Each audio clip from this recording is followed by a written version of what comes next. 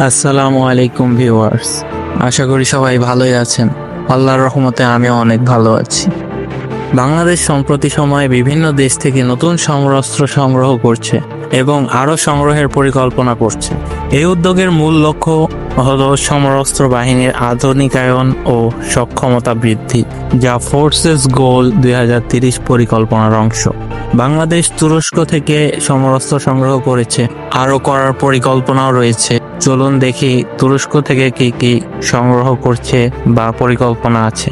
বাংলাদেশ তুরস্ক থেকে উল্লেখযোগ্য পরিমাণে সমরাস্ত্র সংগ্রহ করেছে। এর মধ্যে রয়েছে বাইরাক্টার TB2 ড্রোন, কোবরা সাঁজোয়া যান, শর্ট রেঞ্জ মিসাইল, মাইন প্রতিরোধী যান এবং TRG-230 ও TRG-300 multiple rocket launcher system.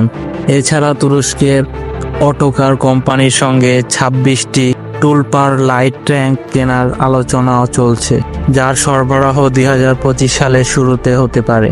Bangladesh চীন থেকে সমরাস্ত্র সংগ্রহ করছে এবং ভবিষ্যতের পরিকল্পনাও রয়েছে। চীন বাংলাদেশের অন্যতম প্রধান সমরাস্ত্র সরবরাহকারী। বাংলাদেশ চীনের কাছ থেকে Z-10C multi role fighter jet কেনার পরিকল্পনা করছে, যা পুরো F-7MB বিমান প্রতিস্থাপন করবে। চীনের রাষ্ট্রদূত জানিয়েছেন, ভবিষ্যতেও বাংলাদেশে সমরাস্ত্র সরবরাহে চীন আগ্রহী। রাশিয়া থেকে সমরাস্ত্র সংগ্রহ। রাশিয়া থেকে বাংলাদেশ বিভিন্ন উন্নত সামরিক সরঞ্জাম সংগ্রহ করছে, যার মধ্যে রয়েছে ট্যাঙ্ক, কামান, এয়ার ডিফেন্স সিস্টেম এবং অন্যান্য আধুনিক অস্ত্র। এই সরঞ্জামগুলো সমরাস্ত্র বাহিনীর সক্ষমতা বৃদ্ধিতে গুরুত্বপূর্ণ ভূমিকা রাখবে। পাকিস্তান থেকে সম্ভাব্য সংগ্রহ। বাংলাদেশ পাকিস্তান থেকে J-17 থান্ডার ফাইটার জেট কেনার বিষয়ে আলোচনা করছে।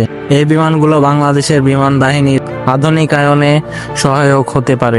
যুক্তরাষ্ট্র ও ইউরোপীয় ইউনিয়নের সঙ্গে সহযোগিতা। বাংলাদেশ যুক্তরাষ্ট্র ও ইউরোপীয় ইউনিয়নের সঙ্গে সামরিক সহযোগিতা বাড়াতে আগ্রহী। এই সহযোগিতার মাধ্যমে আধুনিক প্রযুক্তি ও সমরাস্ত্র সংগ্রহের সুযোগ তৈরি। এই সমরাস্ত্র সংগ্রহ ও সহযোগিতা বাংলাদেশের প্রতিরক্ষা সক্ষমতা বৃদ্ধির পাশাপাশি আঞ্চলিক নিরাপত্তা ও কৌশলগত অবস্থানকে শক্তিশালী করছে। সবশেষে বলতে পারি, ফোর্সেস গোল 2030 পরিকল্পনার অংশ হিসাবে যেগুলো সমরাস্ত্র কেনা হয়েছে বা কেনার পরিকল্পনা রয়েছে, এগুলো যদি বাংলাদেশে 2030 সালের মধ্যে বাংলাদেশের সমরাস্ত্র বাহিনীতে যুক্ত হয়, তাহলে বাংলাদেশের সেনাবাহিনীর প্রতিরক্ষা সক্ষমতা বৃদ্ধি পাবে। আজকের ভিডিও এই পর্যন্তই। ভিডিওটি ভালো লাগলে অবশ্যই চ্যানেলটি সাবস্ক্রাইব করে আমাদের পাশেই থাকবেন। ভবিষ্যতে এমন ভিডিও চাইলে কমেন্টে জানান। ধন্যবাদ।